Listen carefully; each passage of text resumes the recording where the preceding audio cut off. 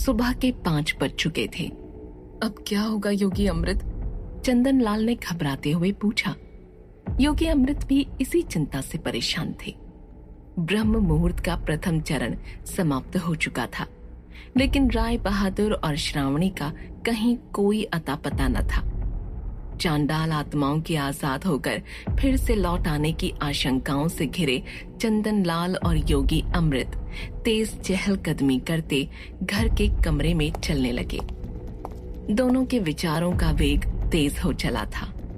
वैसे उनकी ये आशंका और डर ठीक भी थे। हवा की तेज सनसनाहट के साथ काली शक्तियों से भरे उस जंगल में चांडाल आत्माओं की फुसफुसाहट बढ़ती जा रही थी। मगर इस सब से बेखबर भानु खर्राटे लेता पलंग पर सो रहा था। मगर तभी पलंग के ठीक नीचे से एक हाथ सरकते हुए भानु के पैरों पर पड़ा। पैरों से होता हुआ वो हाथ भानु के पेट पर जा गोल गोल घूमने लगा। नींद में डूबे भानु ने उस हाथ को देखे बिना ही पकड़कर अपनी छाती सहलाना शुरू कर दिया।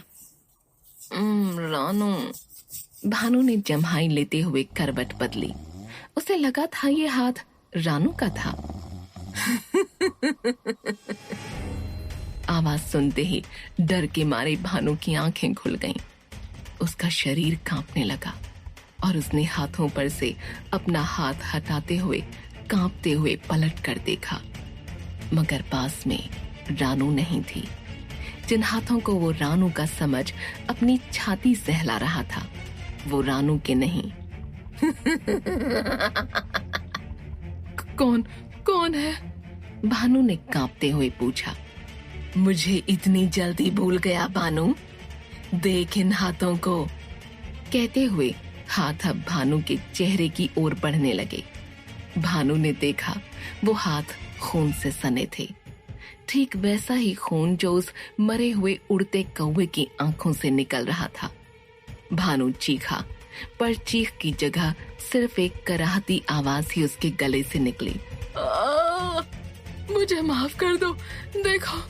मगर भानु के पास उस डरावनी आवाज को समझाने के लिए कुछ भी नहीं था। डर रहा है? डर रहा है भानु?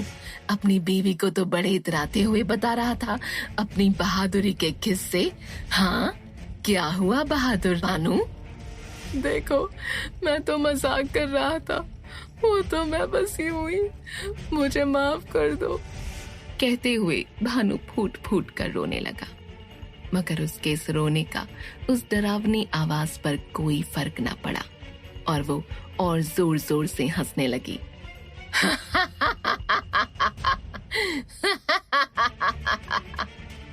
हाथ अब धीरे धीरे बढ़ते हुए भानु के चेहरे को छू उसकी गर्दन की ओर बढ़ने लगे और इससे पहले कि वो भानु का गला दबाएं, भानु चीखता हुआ भागा। हंसती हुई रानू पलंग के नीचे से निकलकर डरे सहमे भानु को देख जोर जोर से हंसने लगी। ओहो पतिदेव! भानु को डराती वो आवाज रानू की थी। उन हाथों पर बहता वो लाल रंग गुलाल का था, खून का नहीं।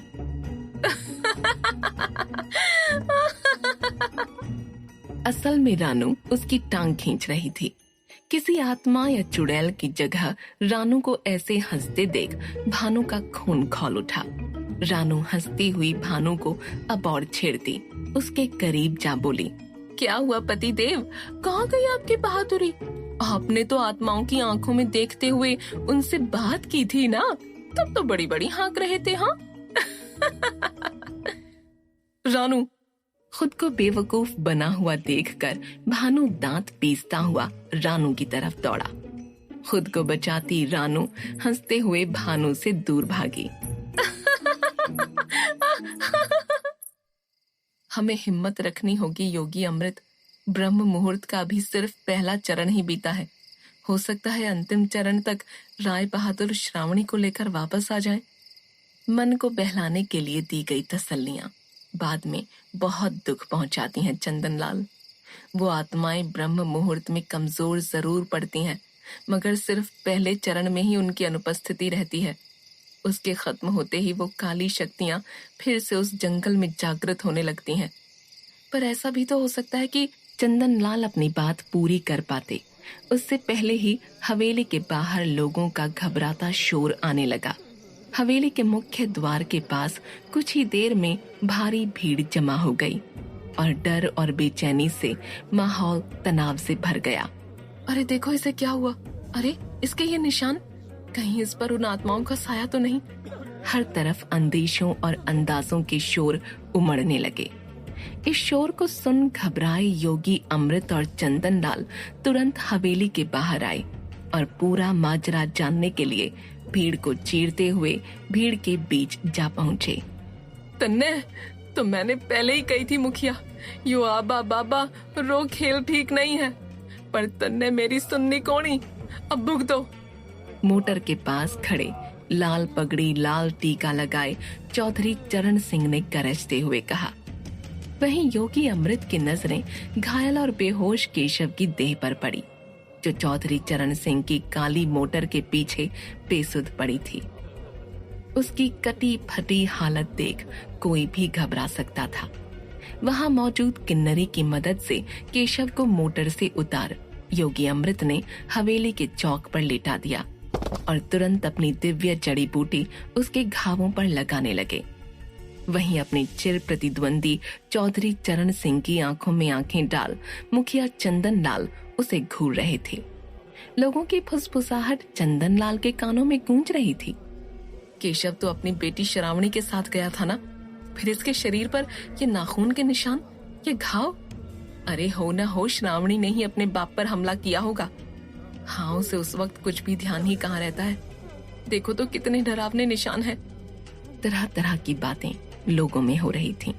सुन्नी कोनी गांव के लोगों री, चौधरी चरण सिंह ने चंदन लाल के बिल्कुल करीब जाते हुए कड़क आवाज में पूछा। गुस्से में तिलमिलाते चंदन लाल चुप थे। अरे ओ जोगी जी, इसे ने दवाई करके के होना है, वो असली वाली बीमारी कट्ठे है। अरे तू तो सब जाने है। ये बात सुनते ही योगी अमृत के हाथ लेप लगाते लगाते एक पल के लिए रुक गए, मगर चौधरी चरण सिंह की बातों को नजरअंदाज करते हुए वो फिर केशव के शरीर पर दिव्य लेप लगाने लगे। तुम्हारी बात नजरअंदाज कर सके है जोगी, तू ज्यादा जाने है जे सब। पर बता, क्या मने कही थी कि नहीं कि उस शराब वाली छोरी को बचपन में ही तुझे सौंप दी जाए? अरे रट्टा ही खत्म।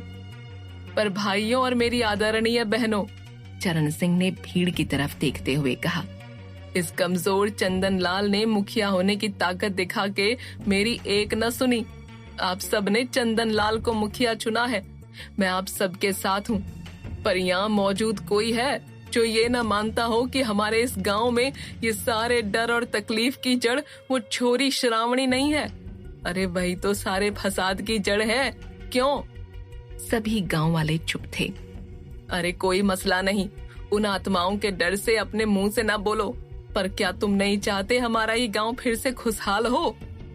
गांव वालों की चुप्पी में चरण सिंह की बात को लेकर एक खामोश सहमति थी, तो वहीं चंदन लाल अपना आपा खो रहे थे।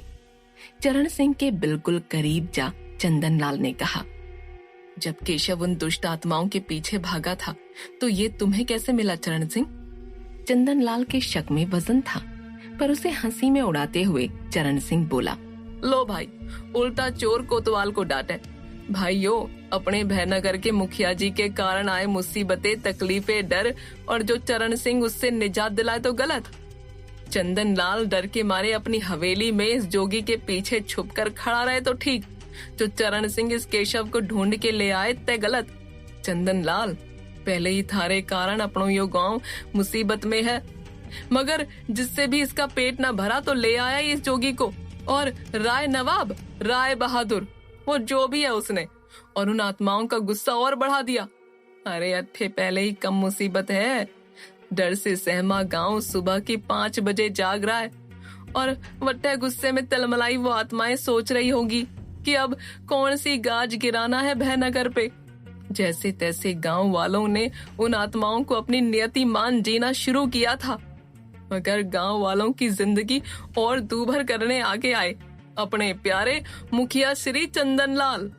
चरण सिंह के तानों से क्रोधित हो चंदनलाल ने उसका गिरेबान पकड़ते हुए कहा, बंद कर अपनी ये बकवास, इससे पहले कि बहुत देर हो जाए। ये गांव मुझे तुझसे कहीं ज्यादा प्यारा है। दिख नहीं रहा गांव की क्या हालत है? सुन, जो तुझे मुखिया बनना है तो बन जा, पर अभी लोगों को यूं बरगलाना बंद कर। गिरेबान छोड़ चंदनलाल, चरण सिंह ने गुस्से में कहा। मगर चंदनलाल हिले तक नहीं। माहौल गर्मा गया था। चंदनलाल को इतना गुस्से में देख सभी हैरान थे। योगी अमृत ने जैसे तैसे दोनों को अलग करवाया।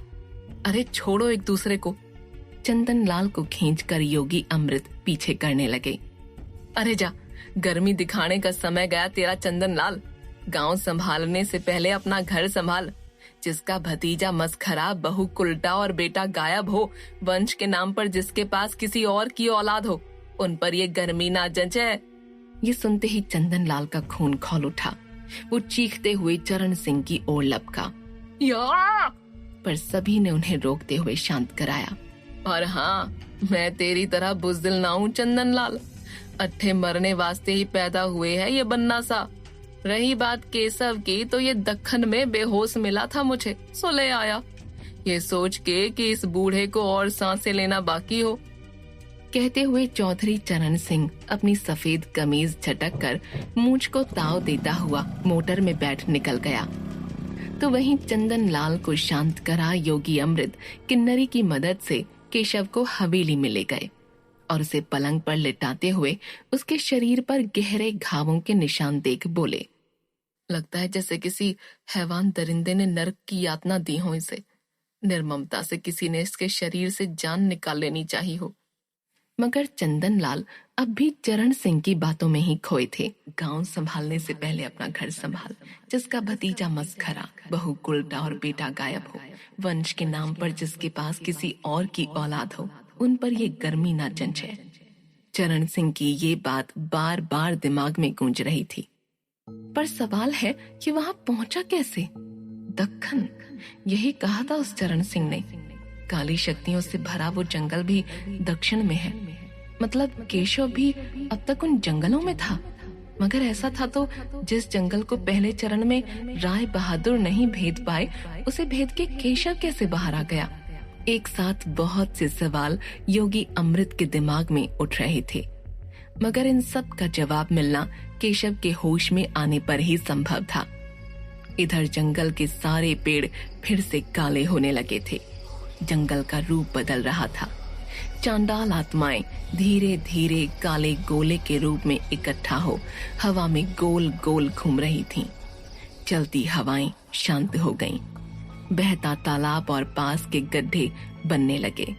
महादानव जो जंगल में बैठा अपना अगला शिकार ढूंढ रहा था, पल भर में वो एक बड़ी काली चट्टान बन वहीं का वहीं खड़ा रह गया। पेड़ों पर उछलते नरभक्षी का शरीर काले पत्तों में बिखरता हुआ जमीन पर धप से आ गिरा। एक आंख वाले वो राक्षसी पेड़, कांटेदार मुंह वाले जंगली पौधे, सब एक एक कर काले पत्थर में बदलने लगे। किसी भी पल चांडाल आत्माएं फिर से अपनी ताकत में पूर्ण रूप से आकर राय बहादुर के उस जादू से आजाद श्रावणी के शरीर में घुस तबाही मचाने वाली थीं। और इधर तुम इंसान इतने वाहियात पहले ही हो और काले कीचड़ में डूबे तो तुम बिल्कुल उस जानवर की तरह लग रहे हो। वो नहीं होता, बड़े मुंह छोटी पूंछ वाला, क्या नाम था उसका? अरे 4 पैर करके जो आवाज करता है। सुअर, श्रावणी के मुंह से अकस्मात निकला। अरे हाँ, सुअर। बिल्कुल वही। तुम मुझे बहुत पसंद आई लड़की, तुम मुझे बहुत हंसाती हो।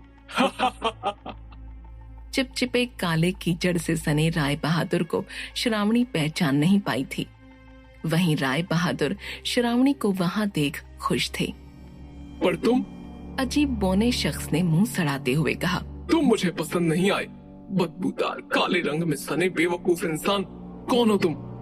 कहते हुए बौने ने अपनी जादुई छड़ी पर बने भैंसे पर हाथ घुमाया और राय बहादुर के जीवन के सारे दृश्य एक के बाद एक उसके सामने आने लगे, जिसे वो आंखें मूंदे देख रहा था और उनके बारे में बोलने लगा। ओहो, थोड़े बुद्धिमान, ताकतवर, राजकुमार, एक तलवारबाज योद्धा। अब जरा तुम्हारा बचपन देखा जाए। ओह, तुम भी वही बेवकूफ रोते इंसान के बच्चे। ओह, गंभीर होते हुए, तुम यहाँ इस जंगल में पहले भी आए हो? कहते हुए बोने की भौहें तनने लगीं। तुम, ओह, लाल कपड़े में लिपटे, खून, राजा, काली आत्माएं, बवंडर, आग, मैं देख रहा हूँ एक माँ। ओह, राय बहादुर। कहते हुए तेज सांस लेते हुए बौने ने अपनी आंखें खोली। राय बहादुर का नाम बौने के मुंह से सुन श्रावणी हैरान थी, तो वहीं राय बहादुर का इतिहास देख बौना परेशान। उड़ता हुआ अपने सिंहासन पर बैठ बौने ने अपनी छड़ी पर बने बेल पर अपना हाथ फेरा और अगले ही पल राय बहादुर फिर से सजीले कपड़े में साफ सुथरे अपनी जगह पर खड़े थे। राय बहादुर को अपने सामने देखते ही श्रावणी की आंखें चमक उठीं और अगले ही पल उसे उनमें वही खूंखार जंगली जानवर दिखने लगा, जिससे वो हवा में झूलते उस बंद कमरे में मिली थी। श्रावणी डर से घबराती हुई गुफा की दीवार से चिपक गई। क्या सच में ये असली राय बहादुर है? मगर ये यहाँ कैसे? कहीं ये फिर उन आत्माओं का कोई खेल तो नहीं? यही सब विचार करती श्रावणी राय बहादुर को घबरा कर देख रही थी। ओह हाँ, काफी डरावना। तुमने भी इस राय बहादुर का इतिहास देखा ना? बौने ने श्रावणी की ओर देखकर पूछा और अगले ही पल खुद हंसते हुए बोला। इंसानों के पास ये सब शक्तियाँ। सोचकर ही हंसी आती है। ओ लड़की, तुम मुझे काफी हंसाती हो। तुम्हें मैं हमेशा के लिए यहीं अपने पास रखूंगा। और तुम राय बहादुर। खुश मिजाज बौने शख्स की मुख मुद्राएं अचानक बदल गईं और उसने गुस्से में पूछा, क्या लेने आए हो यहाँ राय बहादुर? क्यों लौट आए हो समय के उस छोर से? अपने आप से भाग रहे हो या अपने इतिहास से? हाँ। बौना डरावनी आवाज में गाता हुआ, सारे पत्ते फिर से खुलेंगे, काले बादल, खून के अंबर, इतिहास की नदियां, लाल समंदर, लाल ही आंखें, लाल नगीने, लाल ही छींटे, लाल बवंडर, आएगी फिर लौट कर रानी, लाल लाल फिर वही कहानी। एक था राजा, एक थी रानी, दोनों मर गए, खत्म कहानी। ये सुनते ही राय बहादुर परेशान हो गए।